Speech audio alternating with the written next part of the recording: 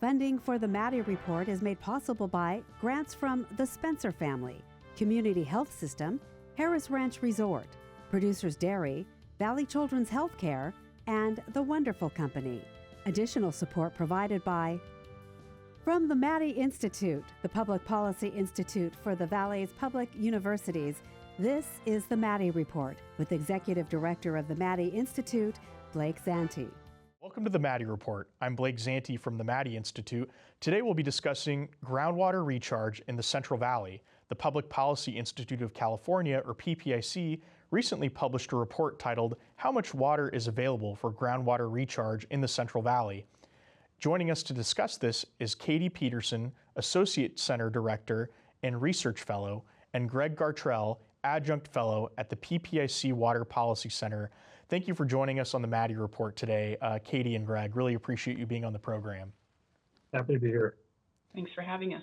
Great. Well, let's dive right in. Caity, we'll start with you. For those who may not be familiar with the Public Policy Institute of California, would you be able to give us a brief overview of what PPIC is, and also what does the PPIC Water Policy Center focus on?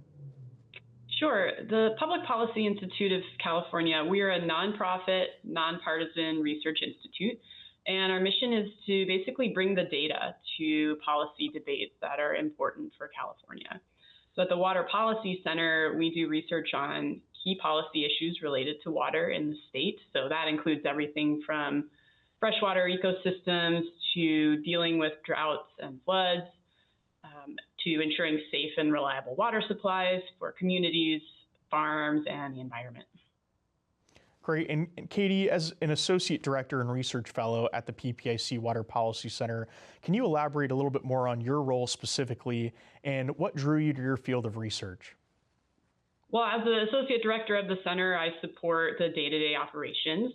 And in addition, I'm a research fellow, so I also contribute my knowledge of ecology and of California agriculture to support our research on a number of things, mainly groundwater sustainability, agriculture, and San Joaquin Valley and Central Valley related issues. I was drawn to this area because I find the agricultural sciences generally quite fascinating. They combine my love of biology, plants, soils, with just a lot of pragmatism and practical decision-making about how to grow good food, which is something else that I love. And water, of course, is fundamental to all of those processes. And similarly for you, Greg, you're an adjunct fellow at the PPIC Water Policy Center and an independent consulting engineer. Can you share a little bit more about your background and also how being an independent consulting engineer interconnects with what you do at PPIC? Yeah. Sure. I have over 40 years experience working on California water issues. Most of that was as a water manager at a large municipal water agency that uses Delta water. And since retiring 12 years ago, I've mostly done pro bono consulting work, some for profit, but most of it pro bono, primarily helping in various studies on California water. And that includes my work at PPIC, which is, again, focused on Delta issues.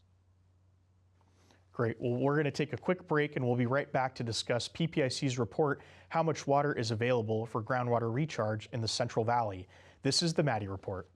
As California faces climate-driven changes in water availability and reduced groundwater access under SGMA, groundwater recharge is emerging as a critical adaptation strategy.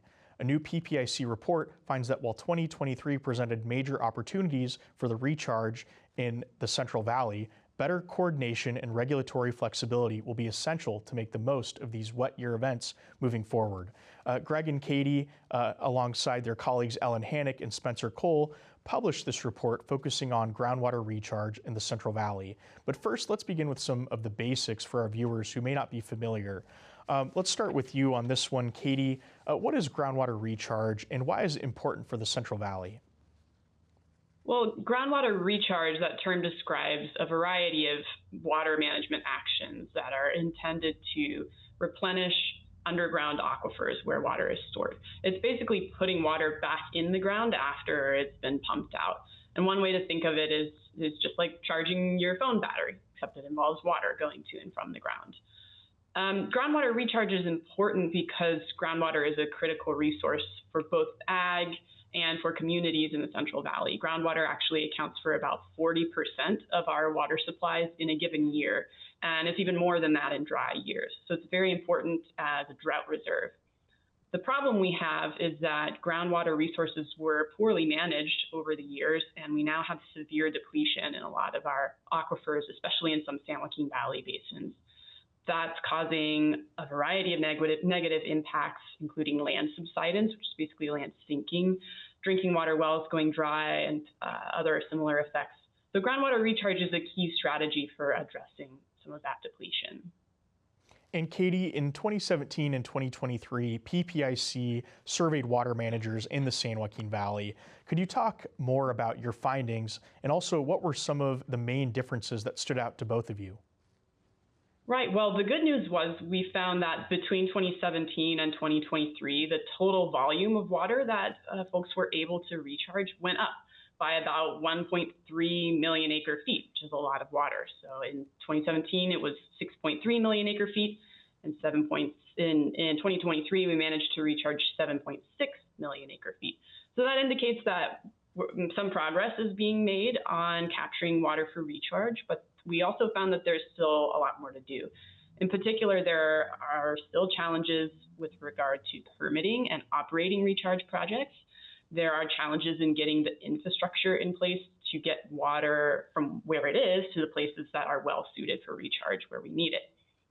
Also, a big difference between 2023 and 2017 was in the number of respondents saying they were doing recharge on private land. So, for example, spreading water on farmland. This was great to see, because it wasn't long ago that idea was basically a non-starter across the valley, but more and more it's being seen as a cost-effective way to scale up recharge across many acres. So that's more good news. And Greg, despite efforts by Governor Newsom to expedite recharge efforts, why is it still not considered a beneficial use of water? And how does this make it challenging to set back efforts to help adapt to climate change and improve storing water? Well, this goes back to how water rights in California were set up. Historically, beneficial uses were human uses: domestic, municipal, industrial, agricultural.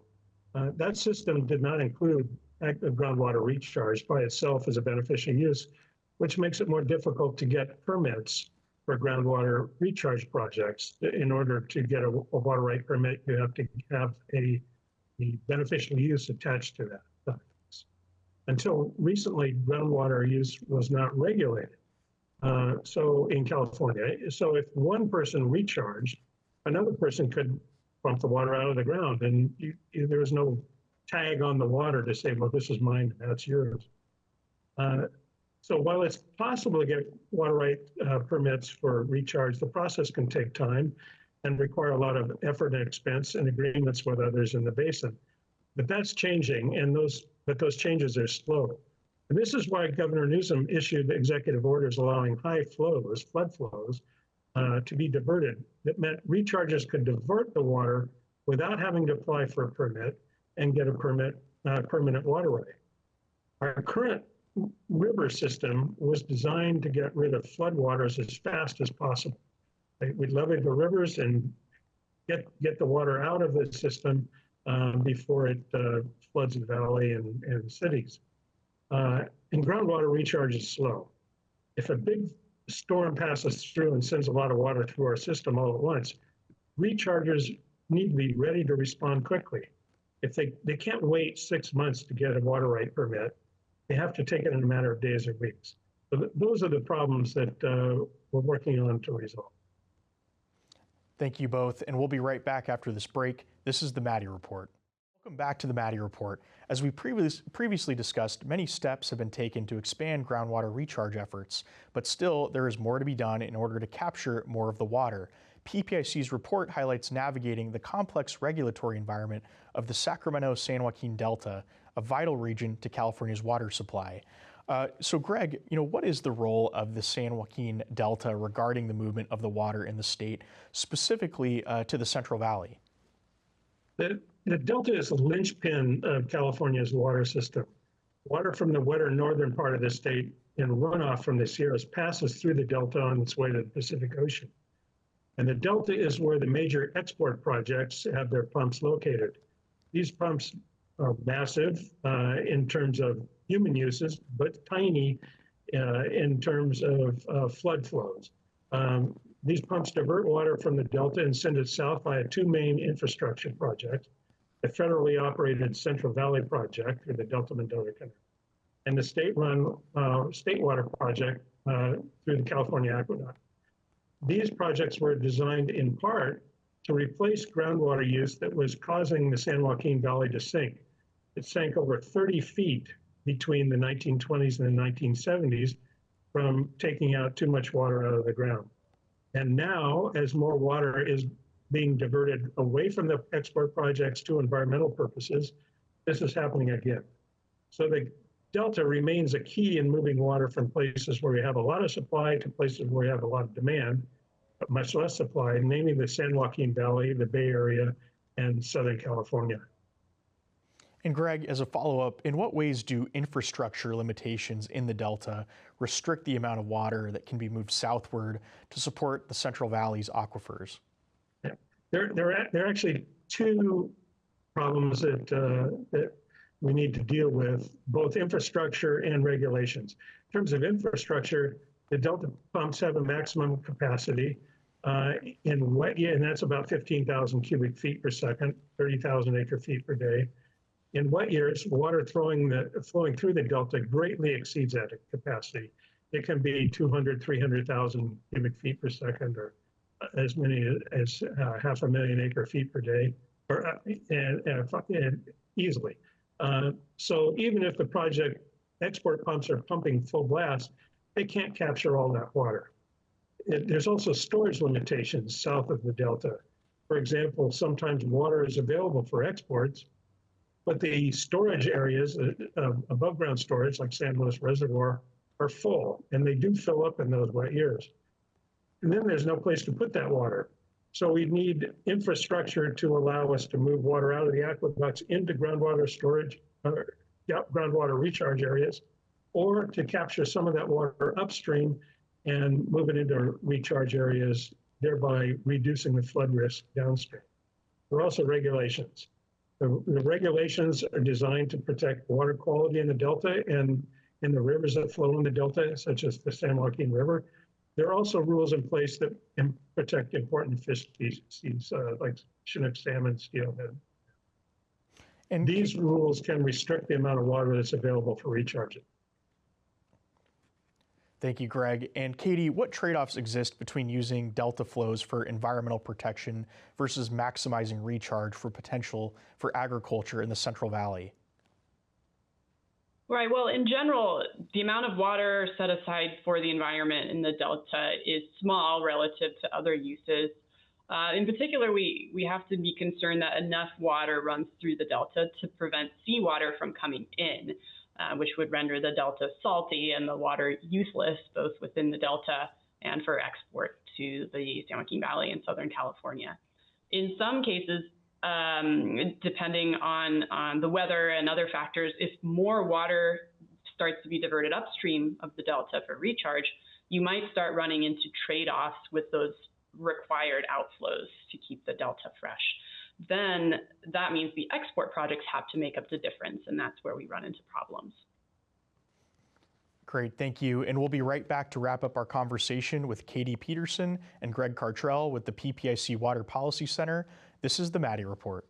Welcome back. Greg and Caity, thanks again for joining us on the Maddy Report today. Before you go, I have some final questions for the both of you about what still needs to be done to address groundwater recharge in the state. So Caity, why don't we start with you? What could be some consequences or setbacks if recharge opportunities are not expanded?